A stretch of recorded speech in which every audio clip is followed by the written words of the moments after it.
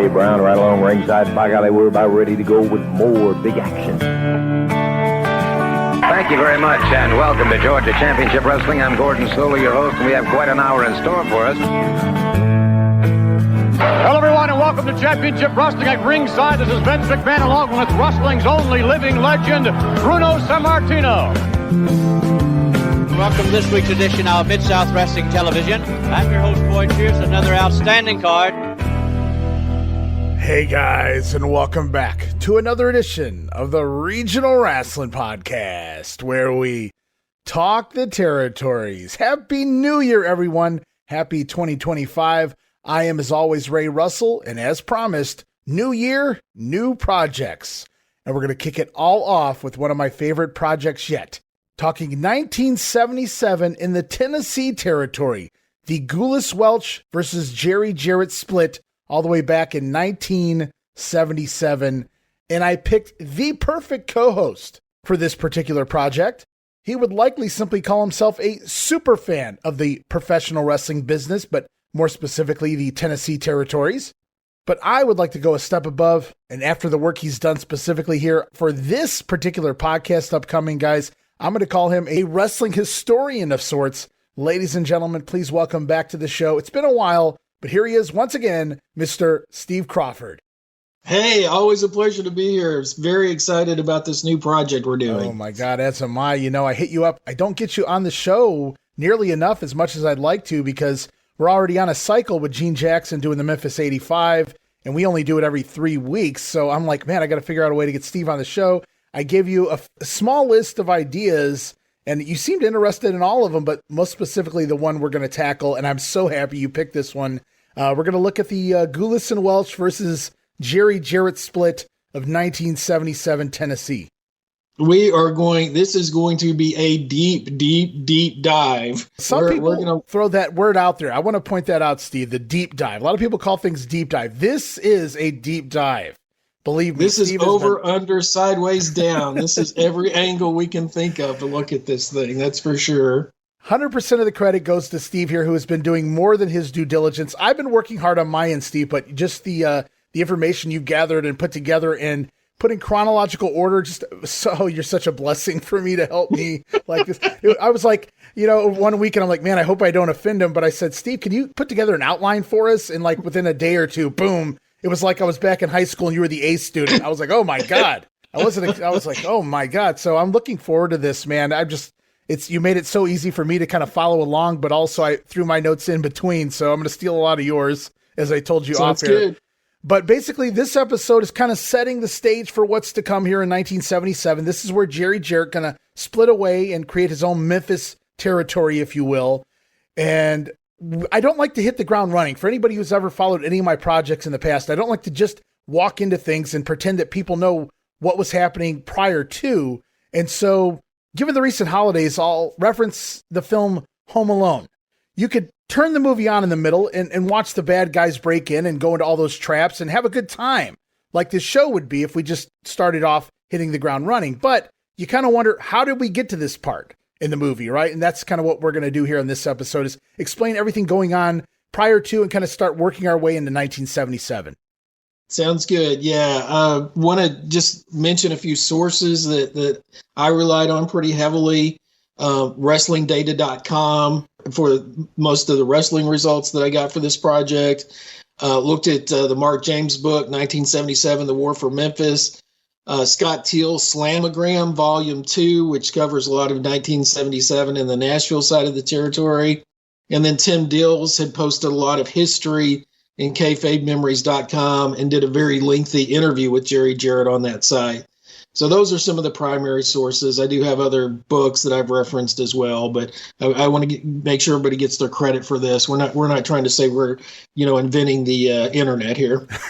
No, definitely not. And we're not creating this story out of our heads in regards to what happened in 1977, the War for Memphis, as Mark James called it in his book. But also, you mentioned Scott Teal, Tim Dills, just fantastic historians in their own right, and some of the stuff they put out there. So I'm looking forward to seeing what you gathered from them. And of course, Wrestling Data, one of the greatest websites to come around in the last, say, 10 years or so, whatever it's been. I always reference that for my Japanese projects and things of that nature as well. So I'm looking forward to this. So, yeah, like we said, we're not just going to state, hey, it's January 1st, 1977. We're going to give kind of the Reader's Digest history a little bit of Memphis and what kind of led to that a little bit. I mean, Memphis had wrestling in the city for decades. You can find results going back, pretty regular results going back to about 1925. So wrestling, had its foothold in the area, that's for sure. And then you go to 1958, which is kind of the time period a lot of people start thinking of Memphis wrestling. And that's when Roy Welch and Nick Gulas' office based in Nashville, they bought the Memphis city from a guy named Les Wolf. Buddy Fuller, who was Roy Welch's son, takes over as booker. He brings in Sputnik Monroe, Billy Wicks, and they just have this legendary feud in Memphis. They can't even contain it at the old Ellis Auditorium. They're out doing it in baseball stadiums, 13,000 people, 17,000 people, all these crazy numbers that they're attracting in 1959 for this feud. You think Elvis Presley was ever at a Monroe Wicks match? Very possible. He dated Penny Banner? Was that her name? Yeah, if he dated Penny Banner, I buy that because, man, she was a looker in her day. Yeah, he definitely, there's also the story we'll get to later, in 1977 about a little possible Elvis sighting in the Memphis territory. So, you can definitely see where, Elvis loved comic books. He loved larger than life characters. You can see where he would definitely have loved wrestling, as just part of what, he would be interested in. So as the 60s go along, Buddy Fuller kind of came and went pretty fast. He went to Arizona, started territory out there for a while. Fargo and Tojo Yamamoto, Jackie Fargo and Tojo, become kind of the homesteaders. They don't solely wrestle in Memphis. They go out to other places at times, or the Tennessee territory, but they're really homesteading there. That's basically where they are. Tojo went to North Carolina at one point as P.Y. Chung. Fargo would go out and work shots in different places. But they became kind of, two of the major cornerstones of the territory. And their story will continue into 1977 and beyond. And then we get into Jerry Jarrett and Christina Jarrett. Christina Jarrett was a single mom. Sometimes she's referred to as Teeny. I think she was working in a shoe store. First, she picks up a part-time job selling tickets to the wrestling matches.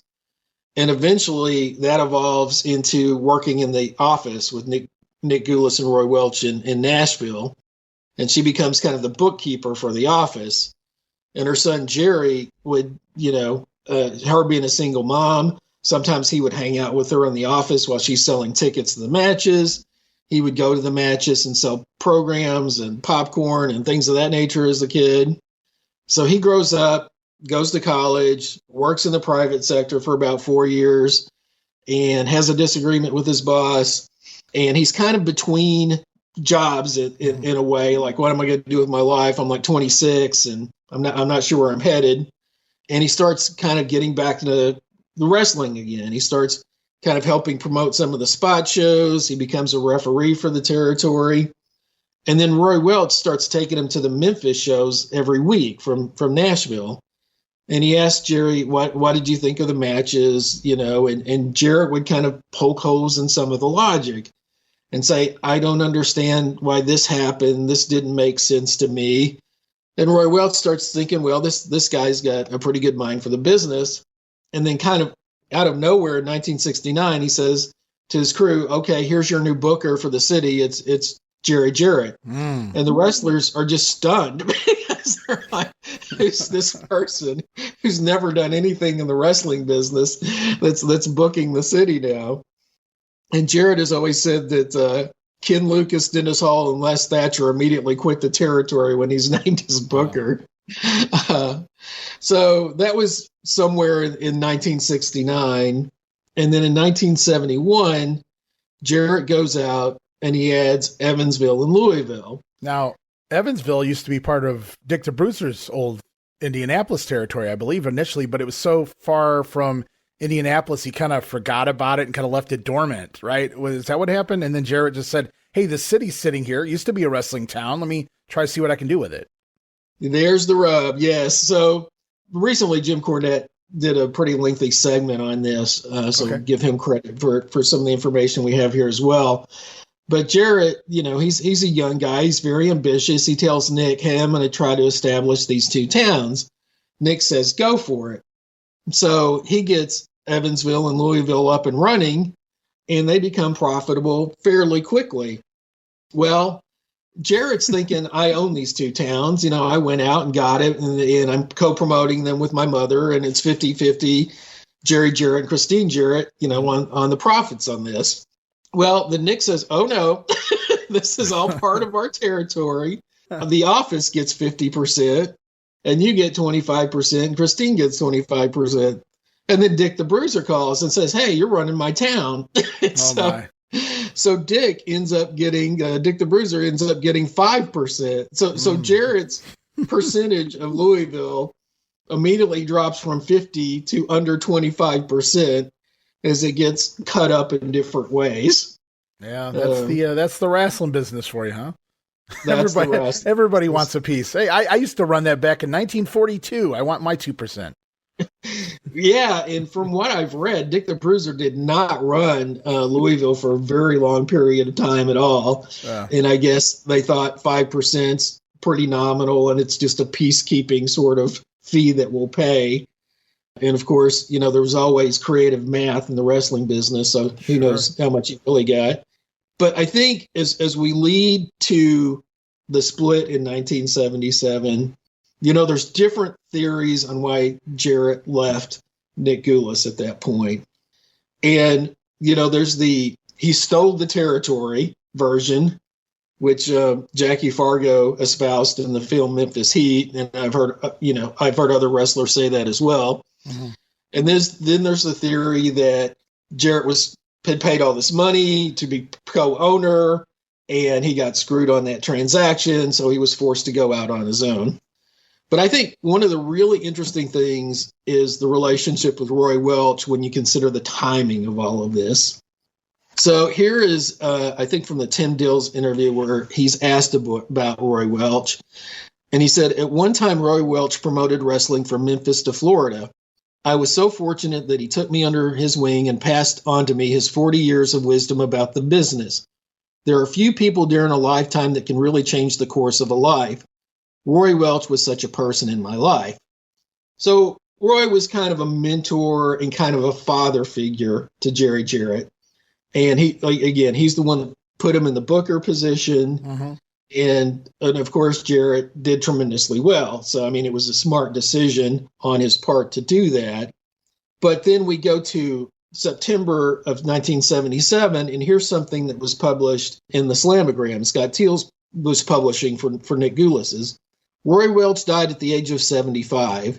Roy kept promoting until 1973 when he went into semi-retirement due to health reasons.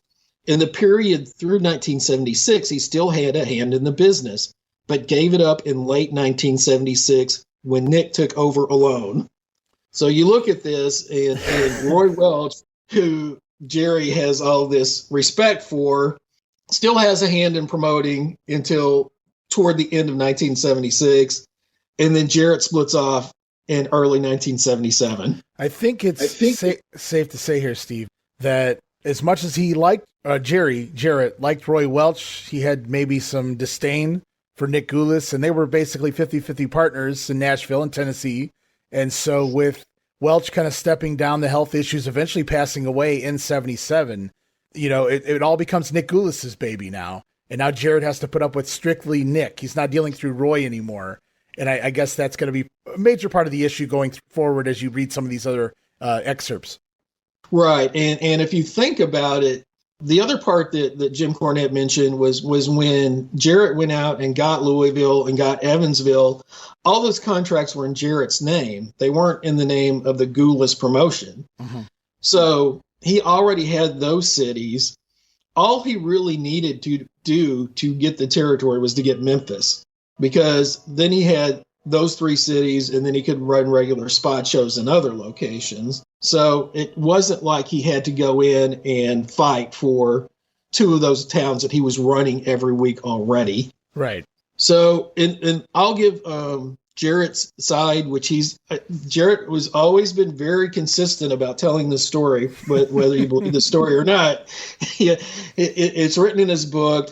And I actually went to the Cauliflower Alley Club convention, and I think it was 2022, and it had a Memphis theme. And Jerry Jarrett was on a panel, and I asked him specifically about the split, and he told this story the exact same way he always tells it. So what he says is that he was buying in to become co-owner of the territory, and he had, in his mind, 50% ownership. And he had paid $50,000 to Nick as the sum that he gives. Now, $50,000 in 1977 is worth about $250,000 in today's money. Yeah. So a very healthy amount of money that Jerry says he paid in to become part owner. And in Jerry's telling of the story, Nick comes to him and says, George Gulas has been in Nashville too long. He needs to go to the Memphis side of the territory. And Jarrett says, no, I don't want him. And this kind of fight starts over, whether he's going to book George Gulas or not. And Jarrett says, I own half this territory. I don't have to take him. Nobody wants poor George. Nobody wants poor George. Much more on George to come, that's for sure. And then Nick's response is, you don't own anything. What you purchased was an option to buy into the oh my God. Option period has expired.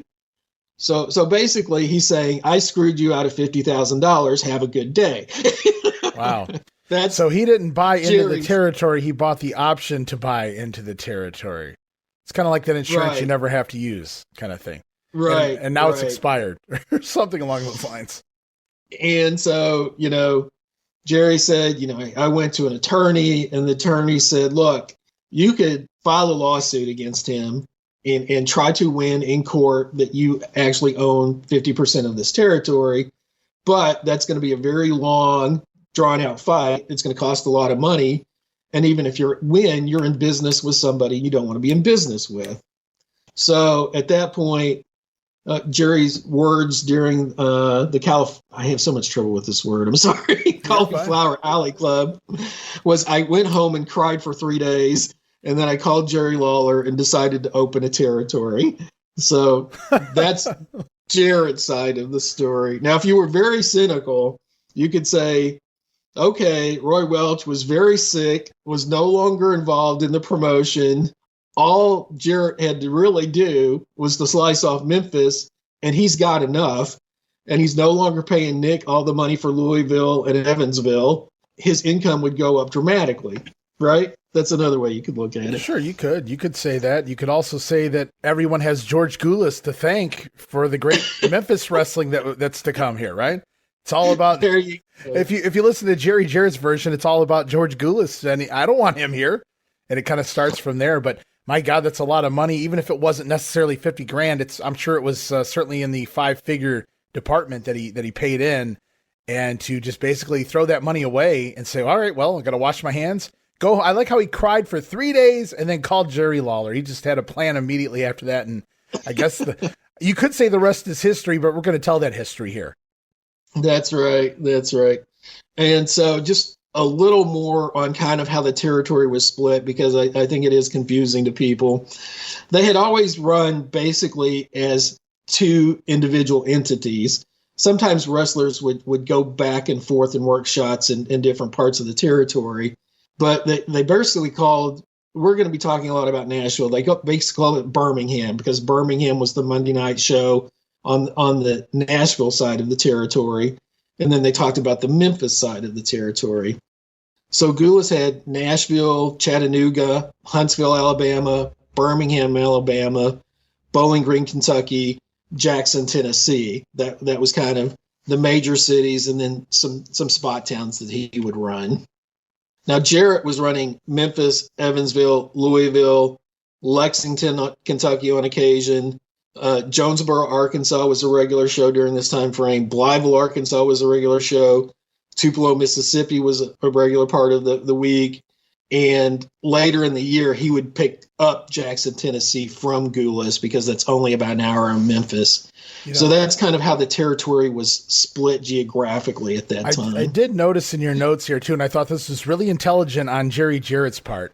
He makes Buddy Fuller a minority owner in the Memphis territory to hedge against the NWA. So basically, Buddy Fuller, a known member of the NWA, a card-carrying member of the National Wrestling Alliance. And so with Buddy as a minority owner, he's part promoter, so to speak. He's getting a little share of the proceeds. And so now maybe the NWA doesn't come in and look at them as so much of an outlaw organization. Absolutely. Yeah, that's a great point. And, I think when they had the NWA convention, I think Nick was fully convinced that the NWA would come down on his side and say, hey, this is opposition. This is an outlaw group. We can't let this happen. And the NWA just kind of said, we're going to let the chips fall where they may. and as you'll see, sounds to me like the NWA weren't big proponents of Nick Gulas, maybe. Right. And the funny thing about the ironic thing is Nick could not mention he was an NWA member enough, right? That he had promoted himself. We are part of the NWA, like every time he could mention it.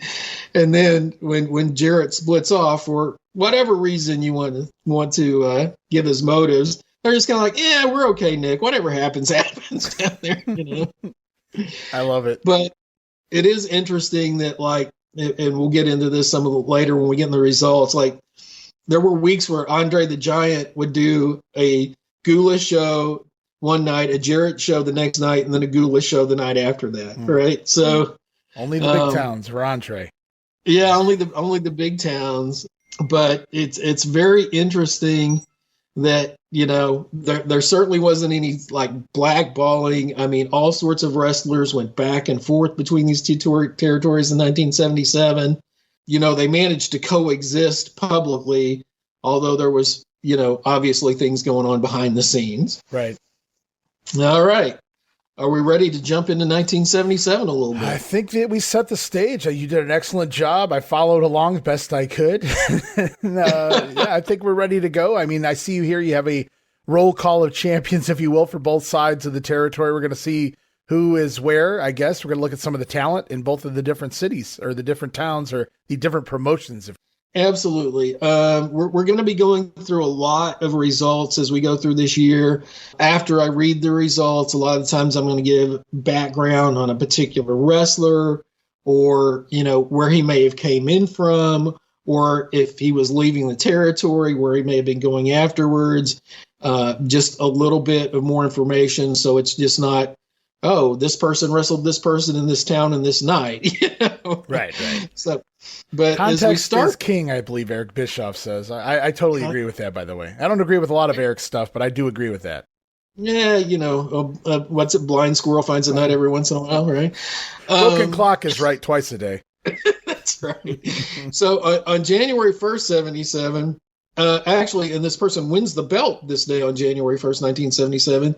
So the major singles title in the Nashville side of the territory, the Birmingham side, we're going to refer to as the Nashville side. NWA Mid-American Heavyweight Championship is Russian Stomper is the name of the person who wins that.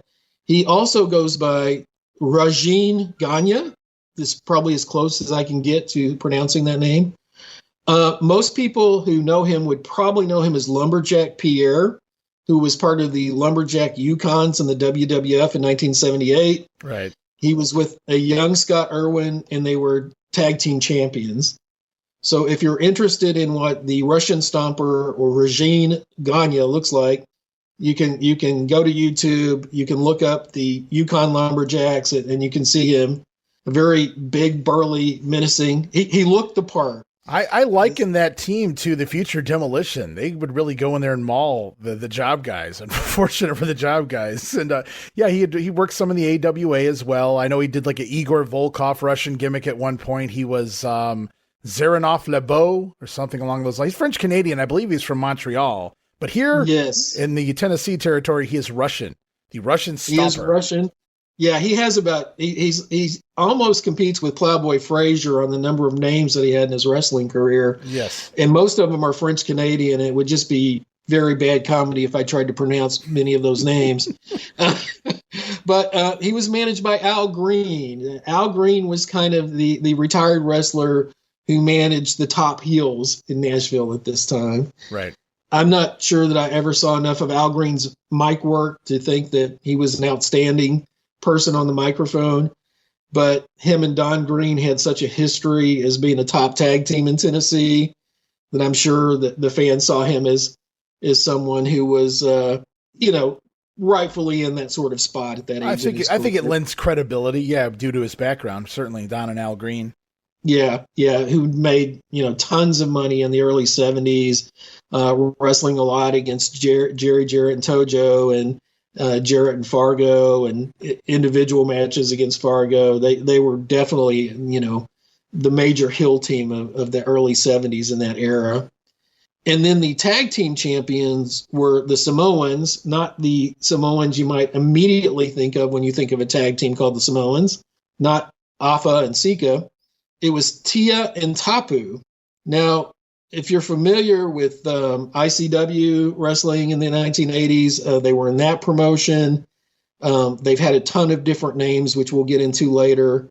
But they spent I think they spent the entire year either on the Nashville or Memphis side of the promotion in 1977. They were in Nashville for a long run during this stretch, generally as tag team champions. Yeah, Tio Taylor, he had been partners for quite a while prior to this era with Reno Tafuli, but Reno was kind of moving into semi-retirement, if not retired by this point. I can't remember, but now Tapu kind of replaces him in this variation of the Samoan tag team. Right, and I believe they were father and son. That's what I've read, yeah. Yeah. Now, on the Memphis side, the Southern Heavyweight Champion is Rocky Johnson. Rocky came in with a lot of fanfare in the summer of 1976, and even though I was only probably 10 years old, I remember this fairly well. They were doing a variation of the boxer versus wrestler gimmick that had worked so well in Japan.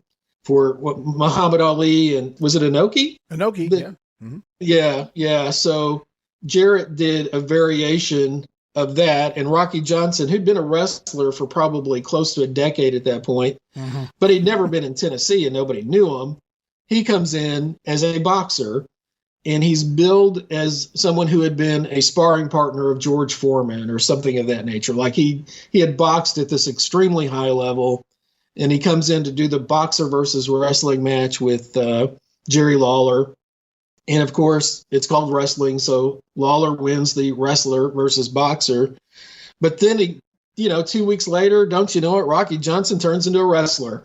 Wow, just out of the blue. And so he was the Southern Heavyweight Champion at that time, and really, really good worker in his prime. This was probably some of his best work during this era. Unfortunately, there's not a lot of tape. Being able to watch the little that exists of Rocky on the West Coast or in Florida around the mid-'70s is just amazing. I mean, think about what Rocky could even do in the 80s, right? But I mean, 1970s Rocky Johnson was another level as far as what he was capable of doing versus what the average wrestler would go in there and do, right? So I can only imagine Rocky and Lawler here in 1977 or prior to. I mean, so it's fun to see some of the top guys here on the Memphis side versus the Nashville side, but I'll let you continue on. Another interesting kind of tidbit about Rocky Johnson coming to Memphis is, according to the late Scott Bowden, Rocky actually had a contract when he came in. I guess he had heard enough about the Tennessee territory that he would not agree to come in unless he had some sort of guarantee. So I think he was probably, certainly the first wrestler in Memphis to come in and have some sort of written agreement on what his pay would be. I'd imagine. Yeah. And then the tag team champions at the first of the year, Danny Little Bear and Chief Thundercloud. So a Native American tag team. We would have called them Indians at the time. Little Bear had been wrestling since like the mid 1950s.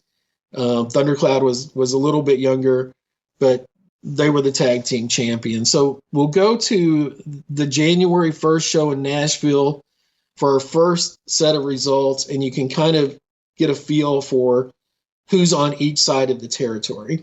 Okay.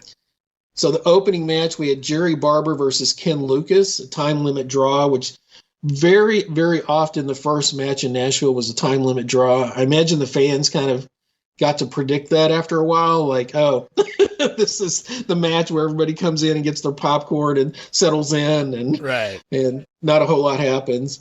Now, don't confuse Jerry Barber with Jerry Bryant, who would later wrestle in the Memphis Vice and who started about 1974, 1975. Jerry Barber was known as the Southern Gentleman, and if you took a stick of butter and made him a wrestler, you would have Jerry Barber. All right, interesting. No, looks like absolutely nothing that you would, appearance-wise, you go, oh, that's a pro wrestler. In any event, Tojo Yamamoto defeated Samoan number 2. So the Samoans were only one of the Samoans were on the card that night. I don't know if it was Tio or Tapu. Dennis Condrey and the Executioner defeated Bill Dundee and Ricky Gibson. We'll get to the Executioner a little bit later. And then you have the heavyweight title match where the Russian Stomper defeats Tommy Rich. That's the title change. So Tommy Rich had come in as the champion. I love this little line from the Slamagram, Scott Teal. This situation between the Russian Stomper and Tommy Rich has been set at a boiling point and promises to explode at any moment. This is not an ordinary grudge. It is something more akin to war between two countries. So that's old school, man. That's the old that's foreign menace. Yeah, Bill Watts would have loved that. So Ken Lucas is working opening matches for a while here in Nashville. He'll very soon be working as a headliner in the city. The Executioner is also going to be working as a headliner, often against Ken Lucas, and that was Curtis Smith. So his background, I think he almost always worked as a mass wrestler. Yeah. He was in the Infernos after Frankie Kane left. His brother was Rocky Smith. They were legit brothers, and they were managed by J.C. Dykes, who was a very popular manager during that era. Mm-hmm. And then he had teamed with Don Green as the Mighty Yankees in Georgia in 1974, and other gimmicks, the Assassin, the Blue Yankee, the Challenger, the Spoiler. So he almost always worked under a hood, and he had a lot of tag team experience, working with Don Green and with his brother. The Mighty Yankees was one of those gimmicks that was extremely popular in the Tennessee territory, and I think a lot of guys use that at different times. Right. And I've even heard that they would have 2 different shows and 2 different guys would be working the same night as the Mighty Yankee, because in Tennessee in 1970s, the term Yankee was still about as big as insult as you could ever call anyone. and the crowd would, of course, refer to him as the damn Yankee, not the Mighty Yankee. Like, how dare someone actually call themselves a Yankee? I mean, my God. Based on some of the people that may not have grown up in this era, not just in Tennessee, but in any of the old territory eras, and watched some of those masked tag teams, there was a craft to what they did back then versus maybe what we see today in the tag team world. So to just take 2 guys and stick them under the hood and call them a tag team, it wasn't like that with these guys. In fact, Bob Roop has put over, of course, Frankie Kane. He loved Frankie Kane as Mephisto, but Mephisto and Dante, and even Curtis Smith and Rocky Smith as a tag team. They weren't just great heels. They were great in the mask gimmicks. They were great as tag team wrestlers, which is an art in and of itself, that heel mask tag team gimmick, or that heel tag team gimmick in general. And they were like very good poetry in motion, if you will, as far as that goes. So seeing him here under the hood, it's not just another guy. It's a guy who knows how to work this very well. Yeah, a lot of the, they look exactly alike, so they switch, during the match, and the one who shouldn't be in the ring gets the pinfall, and it's a lot of loaded boot gimmicks and those type of things during that era. But yeah, a lot of fun stuff. So that was the Nashville side of things. That was in Nashville. I just threw this in as a curiosity. Yes. On January 2nd in Knoxville, Lawler was wrestling Bob Armstrong. Wow. And I assume Lawler was probably still living in Nashville at this time. He probably didn't move back to Memphis until Jarrett split the territory. but he made a few appearances in Knoxville during that year. One of them which was a little controversial to some of the fans, and we'll talk about that later in the year and why that was controversial. Mm-hmm. So on the Memphis side, January 3rd, you have a sellout. You have 11,200 people in the Mid-South Coliseum. And generally, anything over 10,500 was considered a sellout. And occasionally, you would see these like 11,300, which is about as high as I've ever seen it. So 11,200 is really, really packing them in. So the opening match, you have Mike Stark defeated Don Bass. Tommy Gilbert defeated Dr. Frank, which we'll talk about Dr. Frank some more. Bill Dundee defeated Buddy Diamond. Dutch Mantell and David Schultz defeated Chief Danny Littlebear and Chief Thundercloud to win the Southern Tag Team titles. Pork Chop Cash defeated Rocky Johnson via DQ. And the Mongolian Stomper defeated Jerry Lawler via DQ. Okay, wait a minute. On one side of Tennessee, we have a Russian Stomper. And on the other side of Tennessee, we now have a Mongolian Stomper. This is the Stomper proper, guys. This is Archie Goldie over here. No knockoff here in Memphis. But wow, do you think Jerry went and got Archie Goldie specifically for that reason? It's kind of like confusing. I would think if you live kind of in between and you saw some of the ads and whatnot, you might get confused. Well, I think the Mongolian Stomper was over so big throughout the Tennessee territory. Mm-hmm. In 1975, Lawler was gone for a large part of that year. He was wrestling a lot in Georgia, and the Mongolian Stomper was on top, and they were doing big business, very much like the last era of big business without Lawler on the top of the card. And so it was probably more of a thing where the Mongolian Stomper is over so much that we probably, if we name this guy the Russian Stomper, people are going to think of the Mongolian Stomper, right. Probably more of that, I would think. And I think the storyline was Lawler was bringing in people trying to knock off Rocky Johnson. He brought in the Stomper to do that, but then the Stomper and Lawler turn against each other, and they're in the main event feud for a little while. Because we will actually see a result further on where they're tag teaming, and it may have been a case where the tape hadn't run in the city yet for a turn, or just because it's Memphis. Or just because it's Memphis. Now, let's talk about Dr. Frank a little bit. That was one of those infamous Memphis characters. They bring out a box. They have a guy, standing in the box, and they tease it throughout the program. Who's in the box? And the backstory is that there was a bomb scare called in, a bomb threat called into the TV station that day. And so instead of announcing that on television because they don't want copycats, Lance and Lawler agreed that they'll just stand to do a promo while they take the studio audience outside, and then the police look for a bomb. No bomb is found. And then the audience comes back in, and we see, inside the box, and it's a Frankenstein-looking character, Dr. Frank.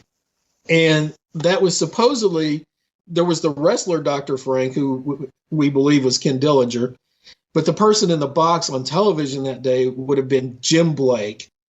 And Jim Blake was kind of the king of the counterculture in Memphis during that era. He would have been the guy that owned the head shops and the comic book stores and the record stores. And he actually even started Barbarian Records to release Jerry Lawler's 45s in the 1970s. So Blake and Lawler were longtime friends, and he does some interviews on the Memphis Heat documentary. So that was his only time on television that I'm aware. But, you'll see Lawler's influence in booking over this year when you see things like Dr. Frank and some of the other characters that come into town. He's stuck in a box while the police are in there searching for a bomb. Do you think if they told Lance and Dave, we found a bomb, get out of here now, do you think they would have remembered to alert Mr. Frank there, or excuse me, Dr. Frank? Got that PhD. Well, Dr. Frank, he may not have had any impact from a bomb, right? I don't know. Can you kill Frankenstein with a bomb? I don't know. Was Frankenstein's monster a doctor? I don't know. Very confusing things going on here. Yeah. I don't know. But Yeah, you can see that clip on YouTube as well, and you just kind of shake your head. Yeah, I mean, for 1977, I can see why Ole Anderson and some of the others were like, you're doing that damn Mickey Mouse Memphis shit, and you kind of see why when you talk about Dr. Frank all the way back in 1977. But, it's Memphis, and so it's just what you get. It's what you get. I wish there were more tape of Ken Dillinger actually working as Dr. Frank, because I'm sure, he probably walked out there straight-legged and straight-armed. I have no idea. It had to be comedy. Hey everybody, Gene Jackson here, inviting you to check out the Retro Wrestling Review, where each week I'm joined by some great co-hosts who help me review classic episodes of USWA Championship Wrestling, and right now we are doing week-by-week reviews of 1993. But we don't just do reviews, sometimes we get a chance to interview some of the people who were there and lived it, plus do watch-alongs. It's a lot of fun, so check out new episodes that drop every Wednesday at WrestleCopia.com, and to find links to everything associated to the podcast, you can go to USWApodcast.com. Hey guys, Ray Russell here, curator of the WrestleCopia Podcast Network, inviting you guys to listen to many of the programs here as part of the WrestleCopia brand, including, but not limited to, the Wrestling Memory Grenade, currently covering the 1988 and the WWF project. You can also listen to the Regional Rasslin podcast, where we talk the territories, whether it's Jamie Ward with Georgia 81, Roman Gomez with the UWF in 1986, or Gene Jackson covering Memphis in 85. 3 projects going on right now over there at Regional Rasslin. You can also listen to the Wrestling Stoop with the legend himself, Bob Roop. Bob goes back in time each and every week, covering not just his career, but countless stories and interactions with hundreds of wrestling names spanning his 2 decades in the business. But that's not all. You can also check out the Puro Wrestling Academy with the professor of Puro Resu, Mr. Dan Ginnity. Dan and I go back in time and cover the history of Japanese professional wrestling in the English language. And you can listen to all of those shows and more, all part of the WrestleCopia Podcast Network, located over at WrestleCopia.com. That's WrestleCopia.com, and anywhere your podcast streaming needs are met, from Apple to Spotify, Pocket Cast, and beyond.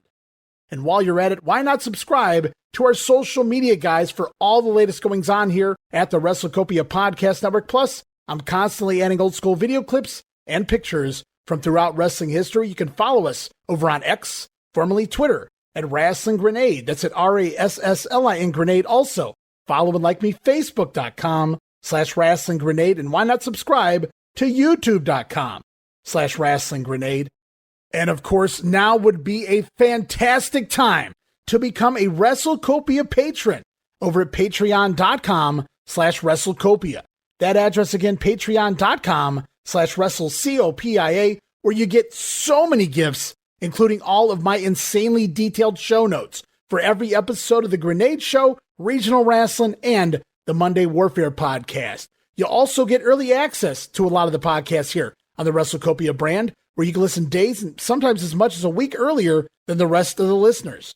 But that's still not all, guys. You also get at least a dozen digital downloads for your viewing and reading pleasure each and every month, plus random bonus video drops, and of course, the Patreon exclusive Watch Along series covering many past WWF and WCW events. And if that's not all, videocasts, also now a part of Patreon. No subscription, cancel anytime. Give it a try for a month, guys. I think you'll like the content that I offer, and every penny of it goes right back here into paying the bills. So if you're looking to support that next up-and-coming podcast brand, please consider making it WrestleCopia. Help me pay some of the bills to keep the WrestleCopia Podcast Network and all of the great shows here up and running for the months and the years to come.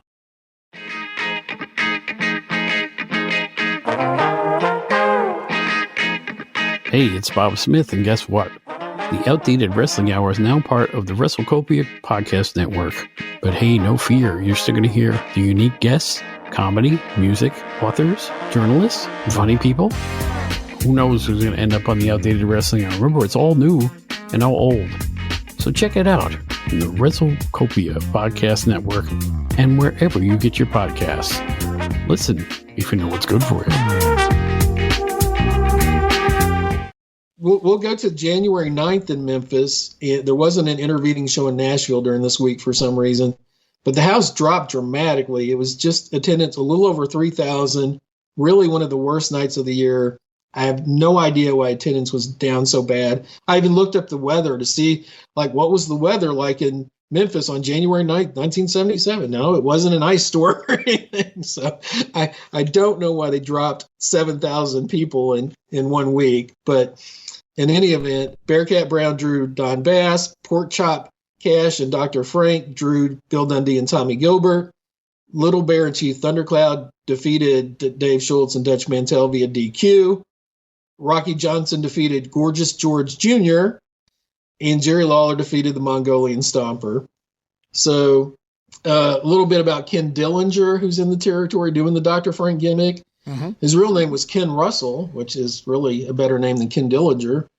But he had been Jim Dillinger in the Chain Gang with Chris Colt, and he'd worked with Angelo Poffo as the Graduates. So he'd worked a lot, I believe, in kind of the Indiana and the upper Midwest territories up there. And then came down to, I wonder if they said, we got a job for you and you're going to be Dr. Frank, or if he showed up and Lawler said, hey, let me show you this mask. Yeah, good call. I wonder if that was pitched to him before he hopped on his Harley and headed down to Mempho here. But nevertheless, he stayed. He stuck around, to his credit. Dr. Frank is born in the laboratory somewhere. He is born, and yeah, he'll have his run. One of the things that was going on, this was during the Lawler's Army time frame, where Lawler was wearing the Salvation Army military uniform and calling himself a general. And, I just viewed it as comedy, being a little kid, seeing Lawler in a military uniform. I didn't think anything of it, but I guess in a lot of small towns, they were not too amused by this whole concept. And here's what Jerry Jarrett said. I got many phone calls at the office about it. The veterans were really mad at us, and we had no choice but to stop it. They were going to shut us down in the small towns. And a lot of the small towns, you were either in armories or American Legion buildings. Right. And so they have this heel coming out, basically making fun of the military. And so that's why the Lawler's Army gimmick stopped in 1977, because they thought they were going to lose spot shows over it. What a world. Well, see, guys, it's not just today things getting canceled. They were getting canceled back in the 70s, too, for things like that. So, and you're right. I mean, looking at it, I didn't get to see the General Lawler stuff or whatever until much later. And even as a teenager, when I watched it, he was just goofing around, it was just Lawler doing a shtick, but I could see where people get offended for everything. All right. So I guess that was what they were offended over that week. Right. Yeah. I mean, if somebody's come back from Vietnam and they've got a leg blown off and, well, let's go to fast matches. Oh, this guy's pretending he was in the, you can see. I get it. Yeah. Okay. So we're going to go back to Nashville for January 12th.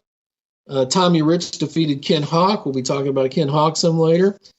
Ken Lucas defeated Ken Dillinger. Toto Yamamoto and George Gulas went to a time limit draw against the Samoans, and Bill Dundee and Ricky Gibson defeated Dennis Condrey and the Executioner in a Texas death match, no less. And then Plowboy Frazier defeated the Russian Stomper by disqualification. That had to be a classic, don't you think? Man, yeah, that's strong. I mean, this is the one I wouldn't be questioning if it dropped off 7,000 fans here. The Plowboy and the Russian Stomper coming to town to main event here in Nashville. Meanwhile, on the other side, it's Jerry Lawler, the Mongolian Stomper, and Rocky Johnson in the semi-main with Gorgeous George Jr. So, I mean, yeah, you can kind of see. Exactly. And just to kind of highlight the talent difference there, the same night in Evansville, we had, in Nashville, you had Plowboy Frazier and the Russian Stomper. In Evansville, the main event was Rocky Johnson and Jackie Fargo against Jerry Lawler and the Mongolian Stomper. Wow. So again, this is where the Stomper and Lawler are tag teaming still, haven't started feuding yet. So they're both heels taking on Rocky Johnson and Jackie Fargo. But you have four very legitimate main event guys there working on the Memphis side. You will notice no George Gulas yet, guys. No George Gulas yet. No, George was in a tag team match against the Samoans. I missed him. Oh, I'm sorry. You're right. He slid in there, that time limit draw. It's interesting. Samoans were managed by Jim Kent at the very first of the year. And then Kent went to Indianapolis with the Bounty Hunters, and then Ken Hawk became their manager. So we'll talk about that a little bit more. Now, Jarrett has gone so far as to say every one of his cities was profitable and every one of Nick Gulas' cities were unprofitable, and it was all because of George Gulas. I don't think that's true. I don't think all of those cities were not profitable. And I don't think it was all because of George Gulas, because as you will see when we go through this, George is not working a lot of, main events here. George he's generally mid-card tag team with Tojo. Now, certainly that elevates him being team with Tojo, who's a legitimate kind of legend in the Tennessee territory at this time. But he's not put in the money-drawing positions. He's more put in the young white meat babyface position, teaming with the old battled scar veteran is kind of what they're doing here. And here's just a little note about Ken Hawk. I knew nothing about Ken Hawk. I did not know who he was. I only knew the name Ken Hawk.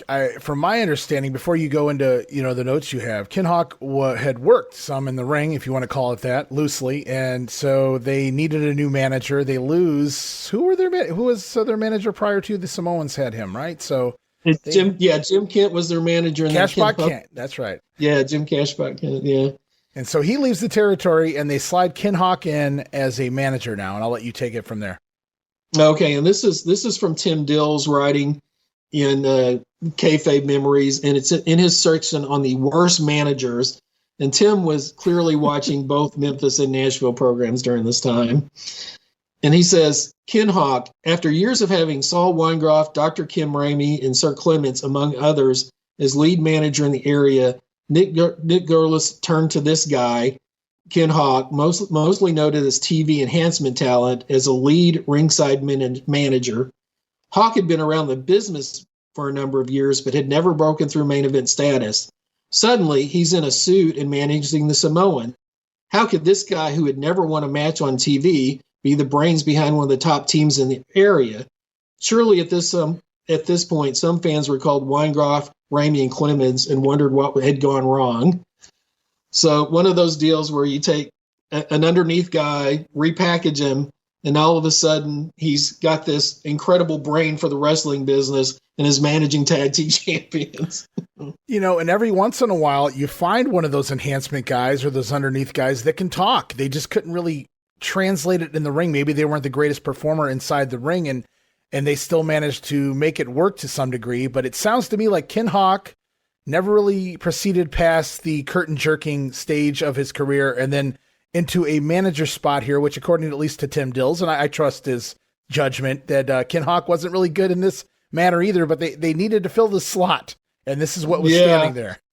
Yeah, I think Jim probably left without any notice. I think they probably thought, we need somebody, the dynamic of outside interference for these tag team matches.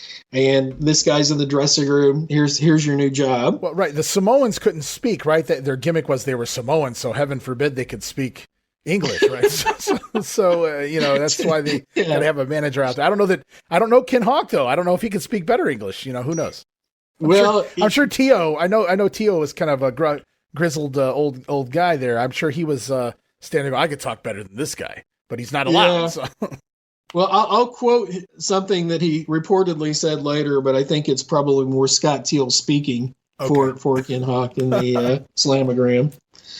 We'll go back to Memphis, January 17th. Attendance is back to 6,000. All right. We're back to kind of a normal attendance. Jerry Bryant defeated Buddy Diamond. If you see the Lawler clip with Dr. Frank, Buddy Diamond is in that clip. He was just an underneath guy that, Lawler picked to be in his army. They would do that sometimes just to have kind of a flunky job guy, like do my dirty work sort of thing for the main eventer. The next match, Gorgeous George Jr. and Pork Chop Cash defeat Ricky and Robert Gibson. Dr. Frank defeated Tommy Gilbert with Frank's match at stake, so he got to keep his match. I'm sure he probably wanted to lose, but He came in on top. You telling me if I lose, I got to take my mask off?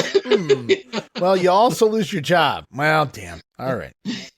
Yeah, Rocky Johnson and Bill Dundee defeated Southern Tag Team champs David Schultz and Dutch Mantell via DQ. And the Mongolian Stomper defeated Lawler via DQ in a Falls Count Anywhere match. We're doing Falls Count Anywhere. We're still getting a DQ. Only in Memphis. That's it. That's right. Me and Gene go into this all the time. How do we have DQs in some of these stipulation matches?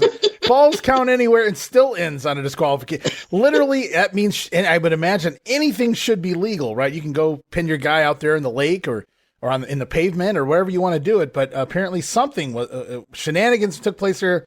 And somebody was not happy with it, and I would like to know who the official was for this bout. Yes. And just to note, of course, Robert Gibson would become much more famous than Ricky Gibson later on, but this was his first year in the business. He just started in the summer of 1976. So when you see Ricky and Robert Gibson during this time frame, they're losing most of their matches. I'm sure Robert's doing the job in most of these matches. Makes sense. Because Ricky's the veteran. And Ricky had a kind of like 4-week program with Lawler in the summer of 74. And they did like sellout business. I mean, they did huge business for about 4 weeks. So. I've heard Jim Cornette time and time again put over Ricky Gibson as one of the greatest like baby faces of that era. One of the guys that nobody knew about, but he was right there, in Tennessee and other places as well. But I know eventually, career injury. I mean, he would still continue to work after his injury, but he was never the same in the early 80s. But we talk about the Gibsons and how over Robert got with Ricky Morton as the Rock and Roll Express later on. But Ricky Gibson was a hell of a star in the 1970s, and Robert was just a teenager at this point. I think 18, 19 years old, breaking into the business. Right, exactly. Yeah, Ricky had been around since like 1970, so he was well established. Just wanted to mention January 17th, the same night in Birmingham. That night, the Russian Stomper defeated Tommy Rich for the Mid-America Heavyweight title in Birmingham. So obviously they're doing the thing where you lose the belt in each city, right? Right. Yeah. So he beat him for the belt on January 1st in Nashville. 2.5 weeks later, he beats him for the same belt again in a different town. Every city is the most important city in the territory, I'll have you know, Steve. So we got to do the title change everywhere. Well, and I know they were still doing that in Memphis in the late 80s where, you'd go around the loop and you'd lose the belt in Memphis on a Monday night. And then the tape would go around the next Tuesday, you'd lose the belt in Louisville, and the next Wednesday, you'd lose the belt in Evansville. and people caught on eventually. Yeah, that's what I hear. I hear they were doing it in some towns as late as the early 90s. And by then it just became a joke.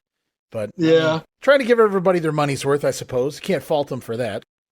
I think Mick Foley mentioned in this first book, like it was like the first title he won, and he went to some fan in one of the cities and said, "Hey, how'd you think of, about me winning this belt?" And we were like, "Well, we knew you were going to win the belt because you won it, last night someplace else." All right, January 19th, Nashville. We got Tommy Rich and Ken Lucas defeating Dragon 1 and Dragon 2. I have no idea who Dragon 1 and Dragon 2 were. They will pop up every now and again. Tojo and George Gulas defeat Gorgeous George Jr. and the Executioner, Curtis Smith. So you see Gorgeous George is kind of working, in Memphis and Nashville at the same time. You'll see some of this early in 77 where guys will go back and forth. Like the Samoans defeated Bill Dundee and Robert Gibson, and Russian Stomper beat Plowboy Frazier. So I had to include a Plowboy Frazier quote, because how can you not, right? So this was quote from an interview in the Slamagram. "I understand this fella's bragging about how Russians are superior to Americans. Well, maybe I'm not the typical type of wrestler that America may produce, but I'll lay a little bit of Americanism on him." I'll lay a little bit of Americanism on him. I need Gene Jackson on here. He does an amazing Plowboy Frazier voice. I mean, just great. Yeah. But, oh my goodness. I don't know that Uncle Elmer necessarily said this, but I can see him saying that last line for sure. Yeah. I'll lay a bit of Americanism on him. Yeah. Sell him a fake Rolex. There you go. So again, Tio and Tapu, the tag team champion, some of the other names they wrestled as. New Guinea Headhunters in Southeastern, kind of later in the 80s. Right. There's a lot of that tape out there available on YouTube.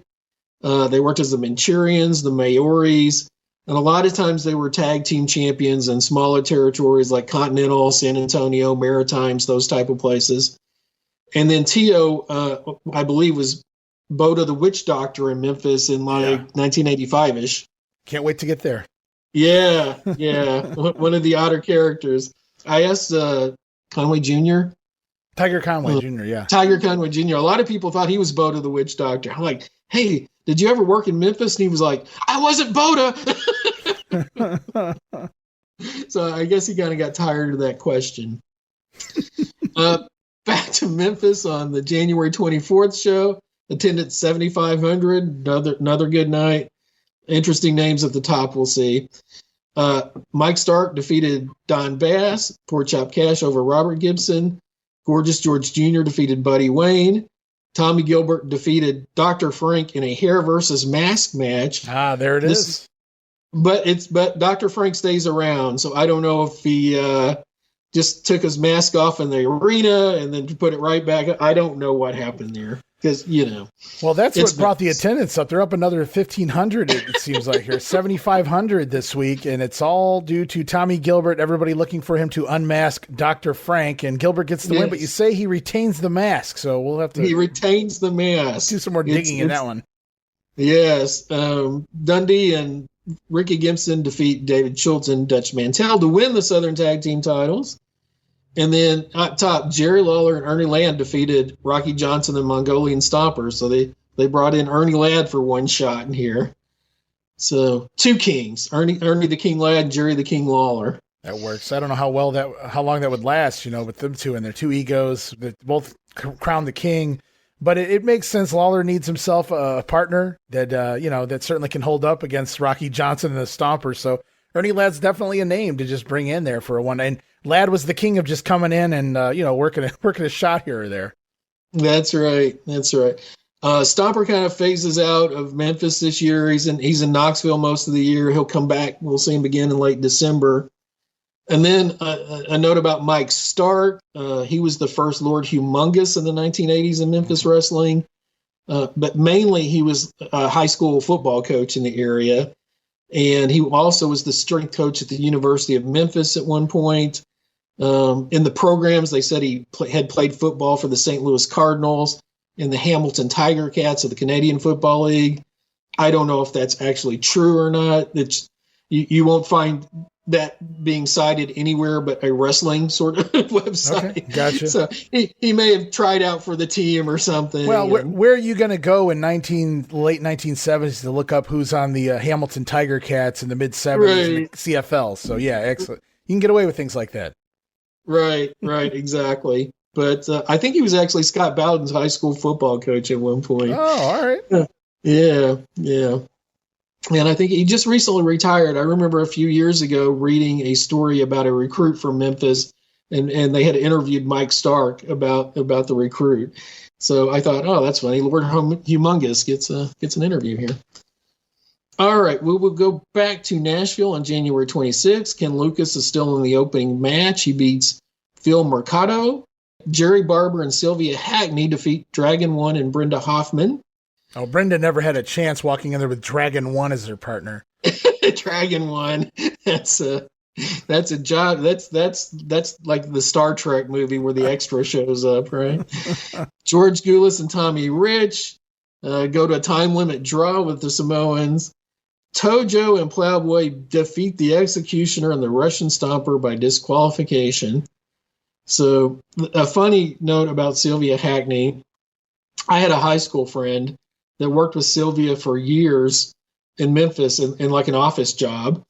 And he'd always try to get us to like connect, and we never did. But he's like, when Sylvia talks about wrestling, it kind of like sounds like someone talking about prostitution.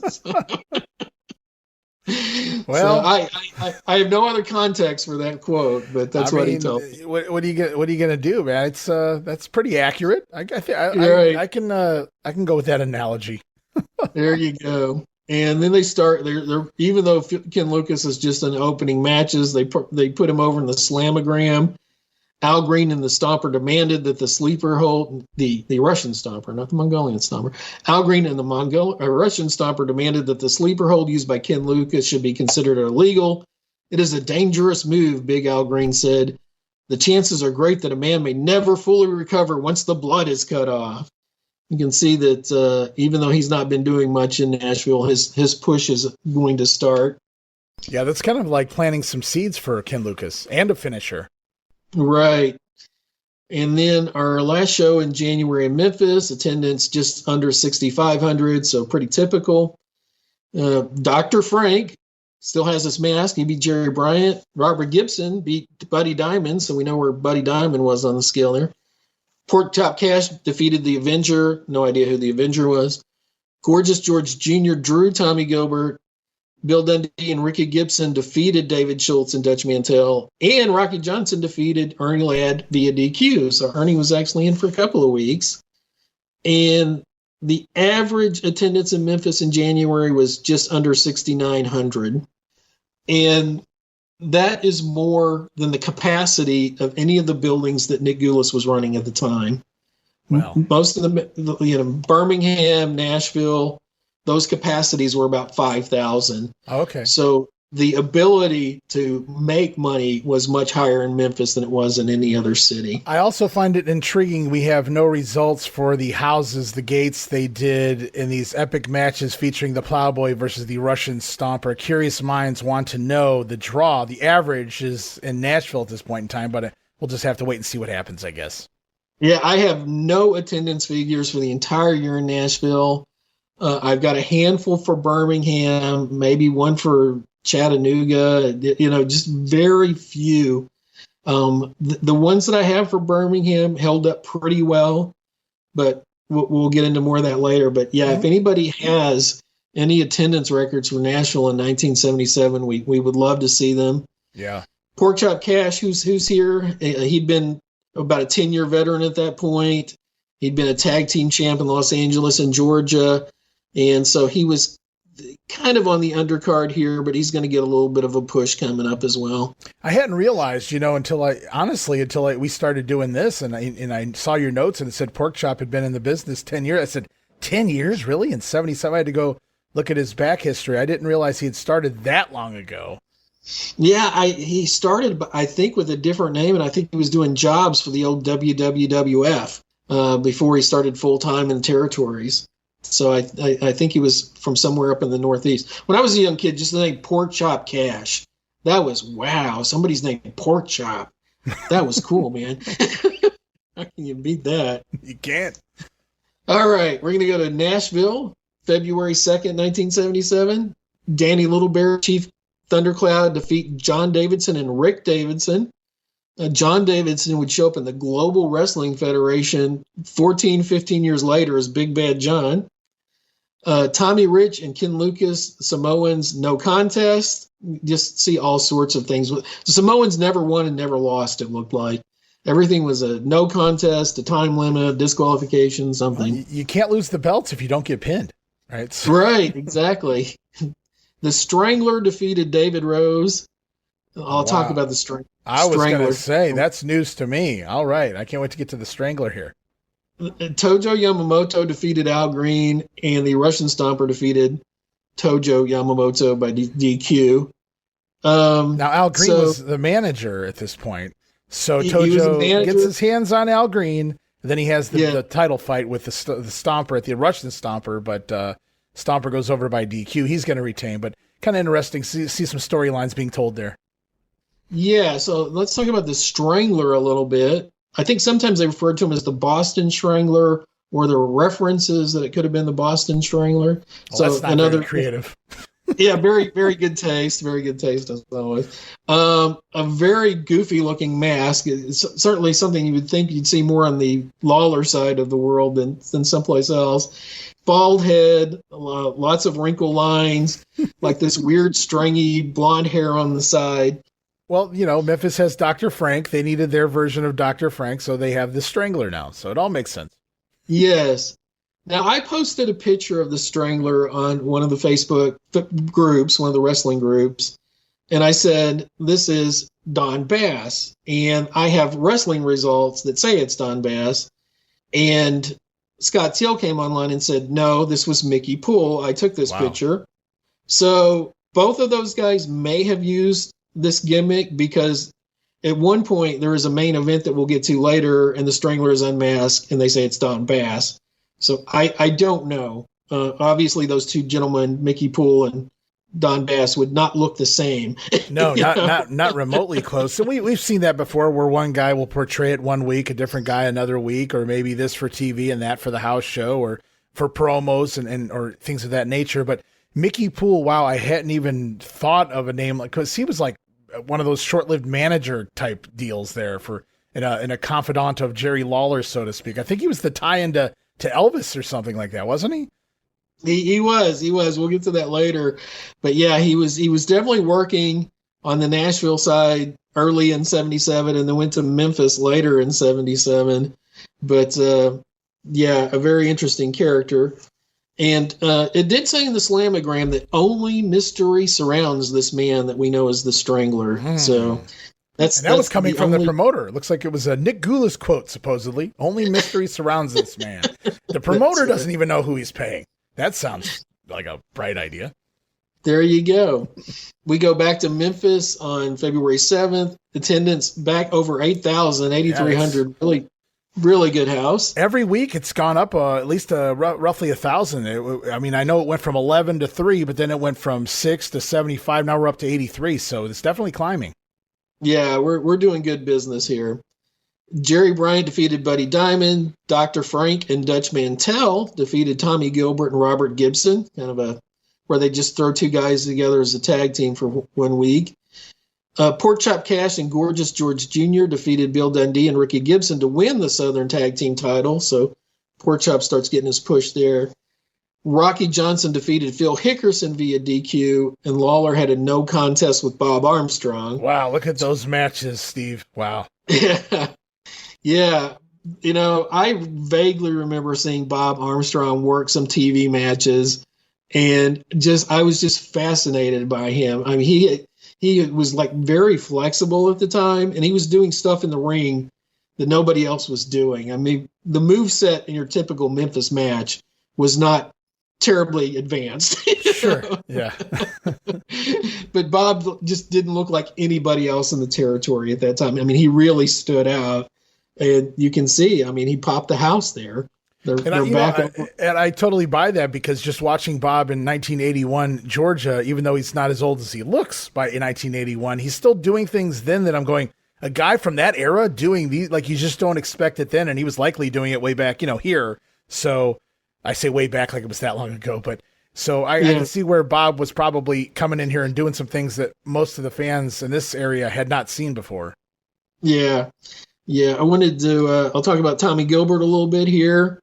Tommy's kind of on the lower end of a lot of these cards at this time. He just a few years earlier, him and Eddie Marlin had really been one of the big face tag teams on the Memphis side.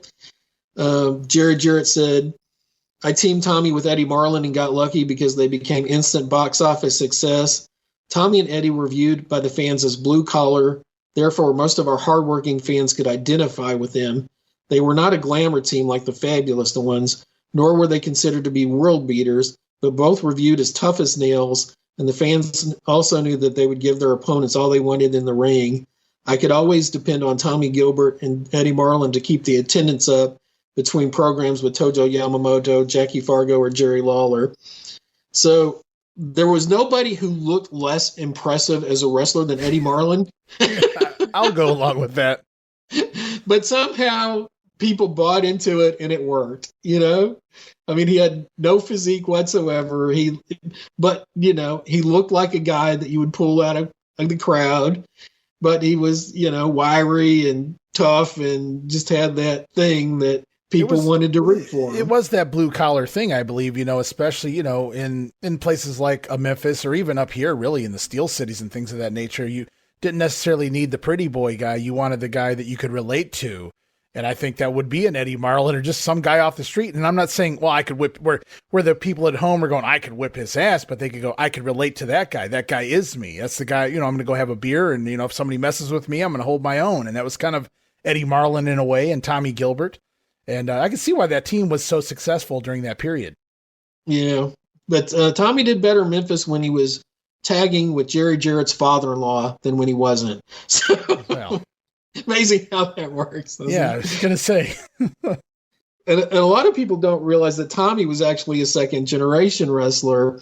I see people all the time write about Tommy or Eddie Gilbert being second-generation. He's actually third. Tommy Gilbert's father was Arlie Gilbert, and he worked in the carnival circuit in the 30s and 40s. And hopefully Doug Gilbert's going to talk about that a little bit more. We've reached out to get some more information. I know there's plans for that, thanks to you and a couple others mentioning the grandfather of Eddie and Doug Gilbert. I know he was mentioned very briefly in passing at one point, but I want to hear a little more about that. For anybody going, how's that third generation? That guy worked the carnivals. Let me tell you guys something. There's nothing more pro wrestling than the carnivals, because that's where the term carny came from here in the wrestling business. So absolutely, third generation all day. Yeah. I'm really looking forward to hearing more about that. We go back to Nashville, February 9th. Danny Little Bear defeats Dragon number 1. Pretty easy night at the office for Danny Little Bear, I'm thinking. Oh, the Strangler defeated Bearcat Brown. We have a Bearcat Brown sighting. We have a Bearcat sighting. Yeah, he comes in to lose to the Strangler. Wow. Danny Little Bear and Chief Thundercloud going time limit draw against Eddie Sullivan and the Russian Stomper. The McGuire twins. We have special attraction. Yes, special attraction. The McGuire twins. And then Tommy Rich and Ken Lucas defeat the Samoans. They win the title. They are the new Mid-America Tag Team title champions. Well, you got to look at it like this. I mean, you got 1, 2, 3, 4, 5 matches on the card here in Nashville. One of the Dragons doing double duty and Danny Little Bear doing double duty. It's almost like they threw that Little Bear Dragon one-on-one match in because they needed more on the card, really, just to fill out the card, because both guys are going to work again in other matches. So, right. But yeah, looking at it on top, the Samoans finally do a job, and they see what happens when you do the job. You lose the titles. Tommy Rich and Ken Lucas, very formidable as a tag team. I would like to have seen Lucas and Rich defend against the McGuire twins. That would have been entertainment. That's for sure. We'll just, for people who don't know, so the McGuire twins, Billy and Benny McCrary, they were in the Guinness Book of World Records as the world's heaviest twins. They were both over 700 pounds. And they would ride these like small motorbikes, and they did these advertisements, and they just looked ridiculous. These huge obese men riding on these small motorbikes. And then someone talked them into getting into pro wrestling to be one of the worst pro wrestling teams you could ever have. I think it's hilarious that they were trained, and I'll put some air quotes around there, by Gory Guerrero. You can see the influence there, right? Gory Guerrero training the McGuire twins. Yeah. Yeah, a lot of chain wrestling, a lot of high flying, all that stuff. Stan Hansen has some hysterical stories in his book about the McGuire twins. He said, whenever they would get stressed out, they would both just start bawling, crying. And I think Stan said that they married a pair of sisters, but they couldn't have sex without having some sort of harness and pulley system that they used. Wow. Because they were so heavy. Tremendous. The only story I've heard personally through Bob Roop is how they used somebody had to water hose to clean them off, basically, after bowel movements, if you will. So. Oh my goodness, yeah. So yeah, if anybody can catch some footage, I remember seeing the McGuire twins quote wrestle, and basically you throw a guy in the corner, you do a splash, you do a 1, 2, 3, you're done for the day. They weren't breaking a sweat out there.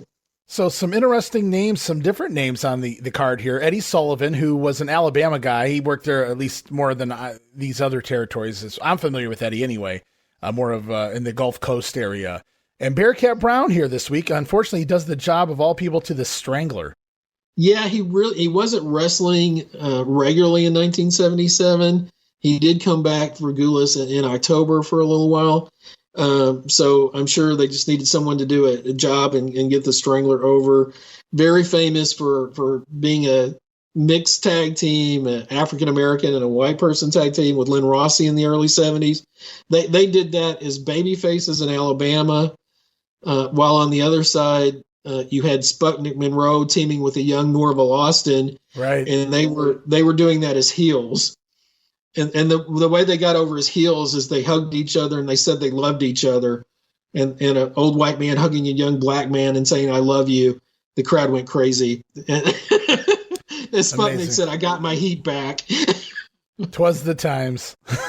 Yeah, the story is that Sputnik was talking to somebody and said, "I can't get my heat back anymore." And I think he was talking to a Memphis musician, and he said, you know what people hate? They hate love and happiness and hippies and togetherness, and so they professed their love for each other, and they were off and running. Heat. All right, next we have a result out of Chattanooga, Ooh. where Ken Lucas defeats the Russian Stomper for the Mid-America Heavyweight title. That is the only town where I found that result. So sometimes it was a one-off, and sometimes it was around the horn. Or maybe Ken Lucas was only champion in Chattanooga. Who the hell knows? That could be. That could very well be. But I find that very interesting. Coming off the heels of that random quote in that slamagram, all of a sudden, here's Ken Lucas defeating the Russian Stomper for the title, likely with the use of the sleeper. Yes, very much so. And he could say, "Hey, I'm nothing in Nashville, but I'm the king of Chattanooga," right? That's it. That's right. Hey, Jerry Oski's mom was from Chattanooga, I'll have you know. He lets us know every week on Memphis 85. There we go. February 14th, Valentine's Day. Most people, nothing would have happened in the public, but according to an article that we will read in depth at a later time, that's the day that Jerry Jarrett reportedly resigned from Memphis Wrestling Enterprises to start his own company. So that's the day. Oh, breaking up on Valentine's Day of all days. My goodness. Isn't that hard? That's kind of heartbreaking. Yeah. So we know he spent the 15th, 16th, and 17th crying. So it can't be crying too much here on the 15th. 9,000 fans out to the Mid-South Coliseum just the next day. Yeah, this is a really interesting thing to me. I wonder if he was booking Memphis in the background and he opens his new company, because they were doing great business. So, in any event, February 15th, 9,000 people. Tuesday Tommy night Gilbert show. defeats Don Kernodle in the opening match, which is a name you don't associate with Memphis. Tommy Gilbert over Don Kernodle. All right. Yeah. And Kernodle spent a total of 1 week in the territory. Okay. So he had may enough. have been a casualty split. We don't. Yeah, he may have gotten a paycheck and said, "Yeah, North Carolina's free." Yeah. Bill Dundee and Ricky Gibson defeated Phil Hickerson and Dutch Mantell. So wow, that's the second match on the card. My God. Yes. The Southern Champs, Gorgeous George and Pork Chop Cash, defeated Billy and Benny McGuire. Holy! Could you imagine those guys doing a job? They didn't lay. How would you get them back up? With a crane? Right. I don't know about that result. I mean, clearly the McGuire twins did not win the belts, but I don't know, man. Maybe a count out. They couldn't find their way into the ring. I'm not sure what happened there. Those guys would be 3 feet tall lying down. I mean, you're being generous. Yeah. Rocky Johnson defeats Dr. Frank. Boy, I bet that was a tough night. Bill Dundee and Ricky Gibson won a, quote, battle royal as a tag team. Split the money. And Jerry Lawler pinned Bob Armstrong in a no DQ match. So by DQ. No, I'm just kidding, guys. Wouldn't that have been awesome? Again, Bob Armstrong showing that he's a draw in Memphis during this time frame. Yeah, 9,000 people out to see the Bullet take on the King.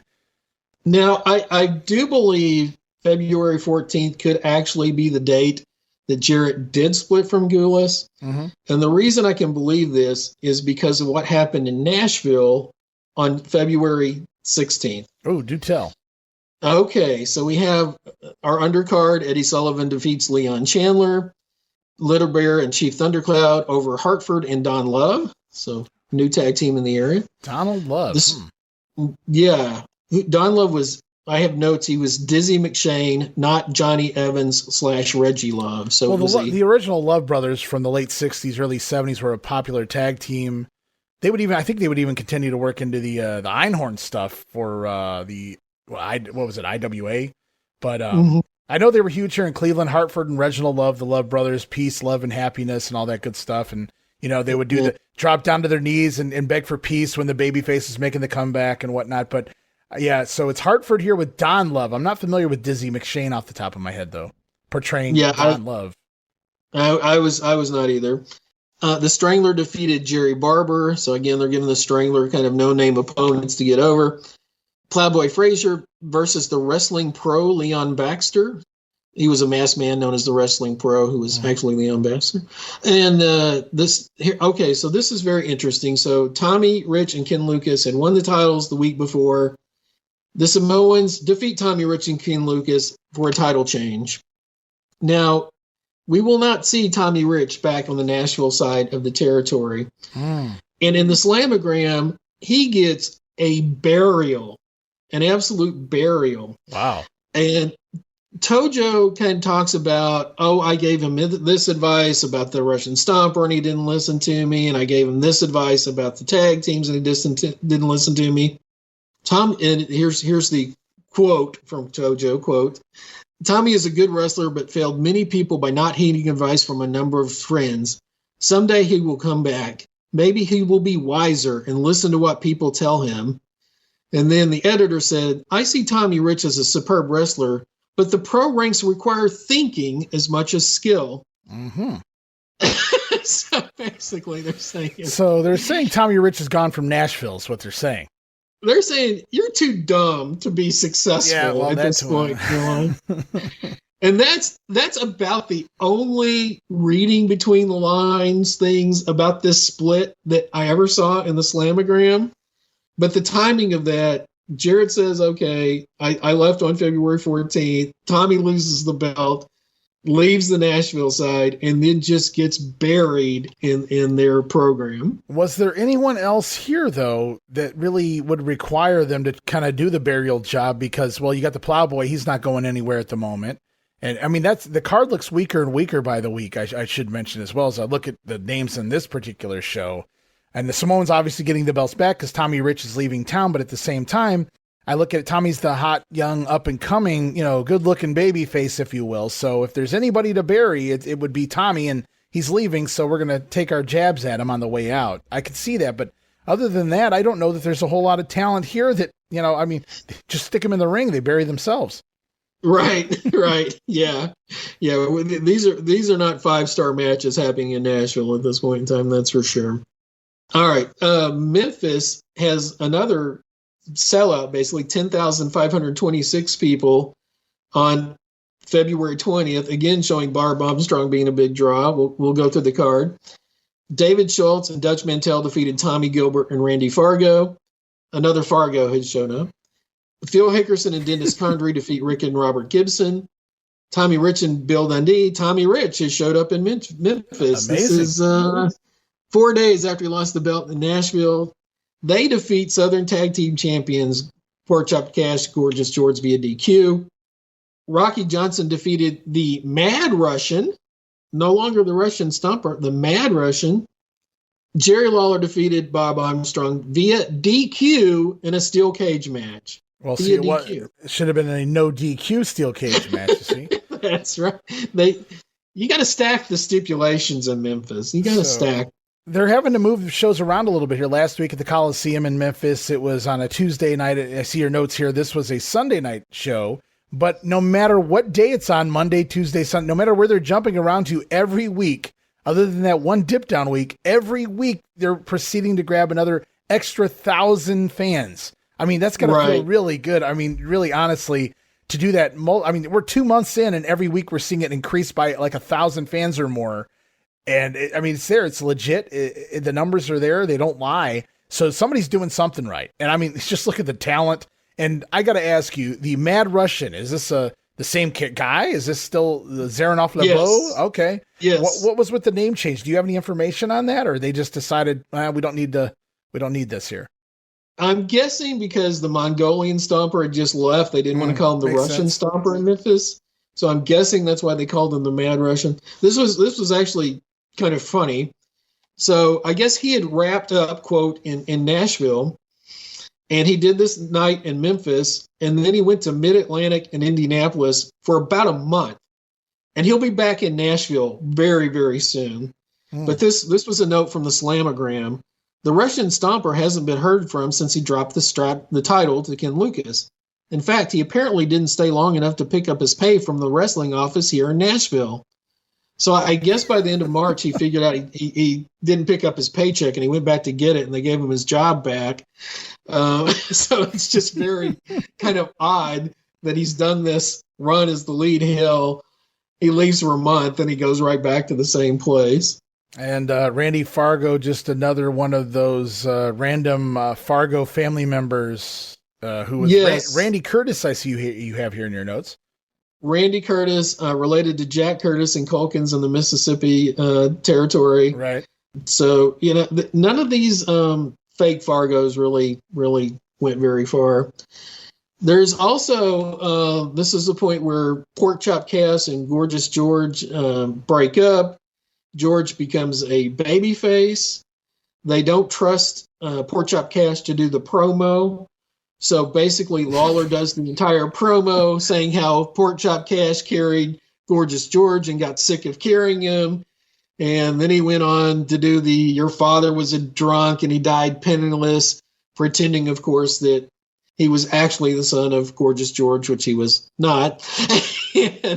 And George comes out and gives the tearful, "I loved my father. He was a great man" speech. Now, this is out there on YouTube, isn't it? Yes, this is on YouTube. It's under Lawler's Army Discards Gorgeous George 1977 Rare. So if you look that up, you'll find it, and it's about 10 minutes. I mean, it's a pretty lengthy angle. They put some time into getting the Gorgeous George Jr. character over, I guess, as a babyface. They essentially discard him. So they put some effort into it. They were looking to make some money off of this as hopefully some sort of a draw moving forward in the storylines and elevating both guys in the process, giving George a babyface run, but also Pork Chop Cash now out on his own, so to speak. Right. Yeah, I just thought it was funny that Lawler had to do Pork Chop's interview for him. That's well, I mean, I guess if thank God Lawler was there, right? I mean, you got at least if you're going to have somebody do it for you, I guess it would be the king. But yeah, that's they didn't trust Pork Chop Cash to get his storyline over, so they gave it to somebody else. And how are you going to learn if you know? But I guess they wanted this executed just right out of the gate. Well, and yeah, we'll see more about that later. As it's kind of interesting. Lawler and Gorgeous George do have some matches, but they're not in Memphis, so we'll get to that kind of later on. Mm-hmm. So average attendance in Memphis, we've got 3 shows, over 9,000 people per show. Wow.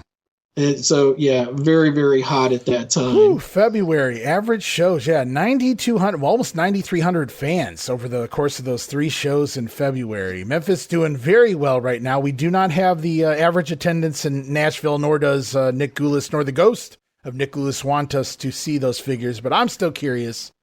Somebody somewhere has seen them. They've been out there somewhere in the world. But next we're going to get deep into what happened, into the breakup of the territory, which happens in March. And I don't know, is that another podcast? Or are we going on today? Oh no, we are. That's I think we've given them plenty for free for 1 week here on this show. I think we've given them plenty, and we've got to do a real deep dive. There's an actually very interesting, lengthy article in the Memphis Commercial Appeal about the split that we'll go into right. And I think it was published the day of Jarrett's first card at the Cook Convention Center in mid-March of 1977. So we'll get heavily into that. But what we've seen so far, very major talent discrepancy, especially at the top of the cards. To say the least. To say the least. You know, you're looking at Jarrett, averaging 9,000 people a month in February, and then splitting half of those proceeds with Nick Gulas, a guy he probably doesn't really care too much for. So there might have been a part of him that said, hey, I could do this by myself and make this much more money. Yeah, Nick Gulas has got to be grasping right now. He's got to see, what's going on over here in Memphis. He's had to have heard from somebody somewhere what they're drawing, how they're doing, and he knows some of this talent.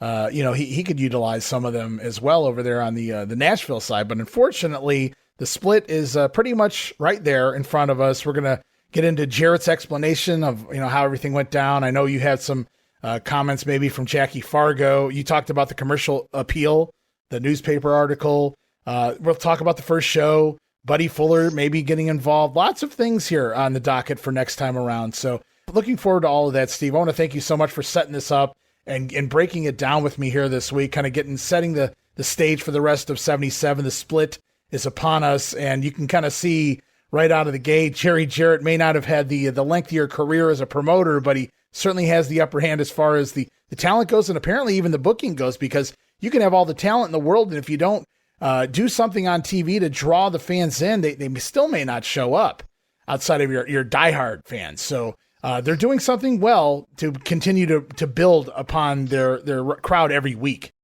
Yeah, and it's just hard to see long-term storytelling going on the Nashville side. It's just like we're just putting matches together every week. This is who we have. This is who we're going to put together this week. But it just doesn't look like what you have in Memphis, where you've got, okay, Lawler's trying to take out Rocky Johnson, so he's bringing these different people in, and looking at more than just here's what's happening this night in this territory. And let's not forget Dr. Frank, the man who's drawing the crowds right now. He's still Dr. Frank for as long as he's there anyway. He's already there longer than I remember. I didn't even realize he was there for as many weeks as he is. So kudos to that. Yeah.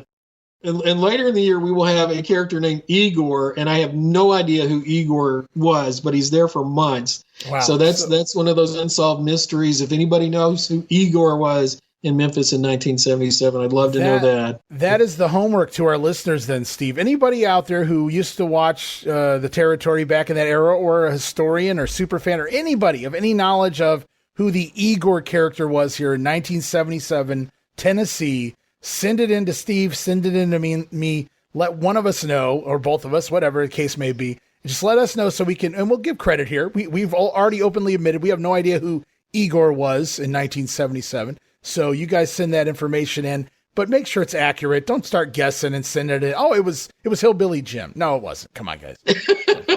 Yeah. Good stuff. A lot of fascinating things going to happen, through 1977. Basically, you get two of the stars that you automatically think of when you think of Memphis wrestling who become major stars in 1977, and that's going to happen after the split as well. Yeah. We got a lot of familiar names already, and a lot more to come here as we continue on. And it's just getting started, and it's just getting good. So stay tuned, guys. We'll be back very soon with episode 2 here of the 77 Memphis Project. But Steve, I want to thank you so much for being a part of this. I want to thank you for coming back to Regional Rasslin, and I'm looking forward to our next episode. I can't wait. Always a pleasure, man. Thank you so much.